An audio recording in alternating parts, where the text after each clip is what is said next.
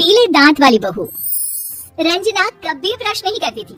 उसे कितनी बार उसके माँ बाप ने डांटा, लेकिन उसका कोई असर उस पर होता ही नहीं था, जिस कारण से उसके दांत पीले पीले हो जाते हैं। शादी के बाद अरे बहू, वैसे तो तुझ में कोई कमी नहीं है, पर तेरे दांत इतने पीले कैसे हैं बेटा? कैसे है मतलब? कोई सर्जरी थोड़ी ना कराई है। वो तो क्या नाम, मैं ब्रश नहीं करती थी तो पीले हो गए। क्या करूं?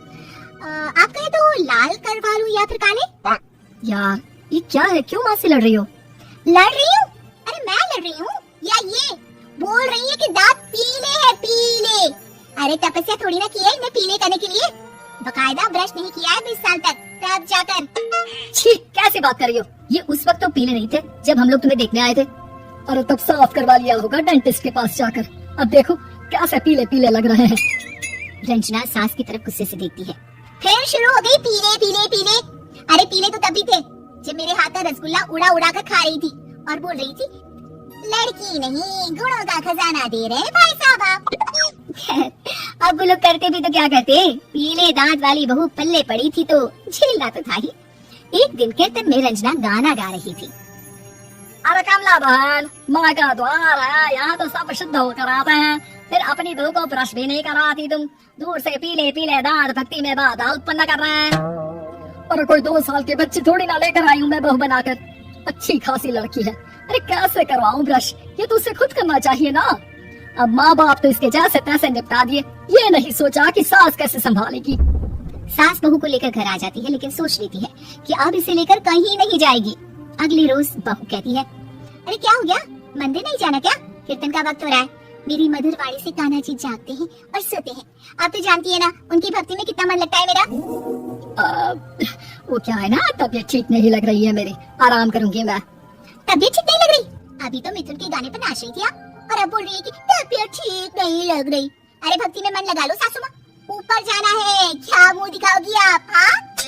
सास को बहू की बात पर गुस्सा आ जाता है। मैं क्या मुंह दिखाऊंगी, इसकी चिंता तो ना कर, समझी? अपने मुंह की चिंता कर, जो ये पीले पीले दांत लेकर हर जगह पहुंच जाती है। पता है लोग कितना मजाक बनाते हैं। ना जी ना, मैं नहीं जाना कहीं तेरे साथ। तो ये बात है, कोई ना, मत जाओ, मैं अपने कमरे में ही बैठ कर भक्ति कर लूंगी। ऊपर वाला दांत थोड़ी ना दिखता है, मन दिखता है, भावना दिखता है।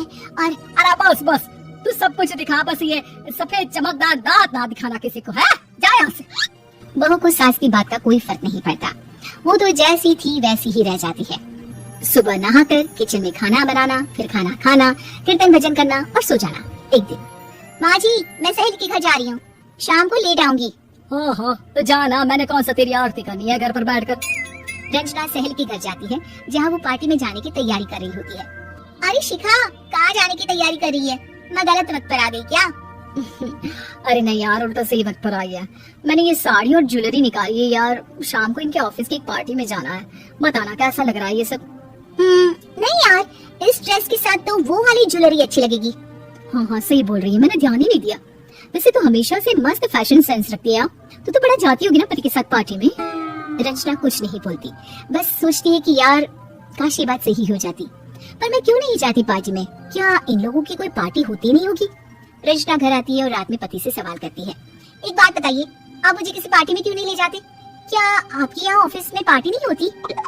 पति बेचारा क्या कहता कि दांत पीले हैं तुम्हारे इसलिए। अरे कोई पार्टी होती नहीं हम लोगों के ऑफिस में, तो कहाँ से लेकर जाऊँ? और मार्केट, मॉल, कहीं वीकेंड घूमना, कहीं तो। अरे यार सारे हफ्ते में एक छुट्टी मिलती है, तो सोचता हूँ कि आराम ही कर लूँ। क्यों? रंजना मन मार के रह जाती है। पहले कभी सास के साथ मंदिर जाया करती थी, लेकिन वो भी सास ने ले जाना बंद कर दिया। घर बैठी बैठी रंजना बोर हो जाती है, तभी उसे आइडिया आता है और वो मायके जाने का सोचती है। सासू माँ, 2 दिनों के लिए मम्मी के घर जा रही हूँ। अच्छा ठीक है, आराम से जा। और हाँ, माँ से कुछ अच्छी आदत सीख कर आना कि कैसे शरीर के हर भाग की तरह दांतों की सफाई भी जरूरी होती है, समझी? शुरू हो गई ना आप? वो लोग आपकी तरह नहीं है कि छोटी छोटी बात का बतंगड़ बना दे। उन लोगों के लिए मैं मायने रखती हूँ, ना कि मेरे पीले पीले दांत। रंजना माँ को बिना बताए उन लोगों को सरप्राइज देती है, लेकिन जैसे ही वो दरवाजे पर पहुँचती है, अंदर देखती है कि घर वाले कहीं जा रहे होते हैं। अब माँ, काश रंजना दीदी के दांतों वाली प्रॉब्लम नहीं होती, तो वो भी हम लोगों के साथ चलती ना बुआ जी की बेटी की शादी में। हाँ बेटा, लेकिन अब उससे कौन समझाए कि उसको उसके पीले दांत नहीं दिखते, लेकिन उसके आसपास के लोगों को कितना एम्बैरेसिंग फील कराते हैं। मुझे तो कितनी बार उसकी स्कूल की टीचर ने शिकायत की कि उसके साथ कोई लड़की बैठना भी नहीं चाहती, और ना ही कॉलेज में कोई उससे बात करना चाहता था। लेकिन पता नहीं क्यों उसे ये बात समझ में ही नहीं आती। कोई कमी नहीं है उस लड़की में, बस यही कि दांत पीले हैं। वो तो भला हो जीजा जी और उनकी माँ का, जो दीदी को जैसी है वैसी ही रखा हुआ है। रंजना को अपने घर वालों की बात सुनकर बहुत दुख होता है। वो सोचती है कि वो क्या करे, लेकिन फिर वो सीधा डेंटिस्ट के पास जाती है, अपने दांत चमकाती है और कसम खाती है कि वो रोज ब्रश करेगी। और क्या हो गया, तुम तो 2 दिनों के लिए गई थी ना, पर कोई ना, अच्छा है चलो आ गई तो। रंजना सास के सामने आकर खड़ी हो जाती है और पूरी स्माइल करती है, उसकी चमकदार दांतों को दिखाती हुई। है? चले मंदिर। माँ मुझे माफ कर दीजिए, मैंने आप लोगों को बहुत एम्बैरेसिंग फील करवाया। मैं आज से रोज ब्रश करूंगी।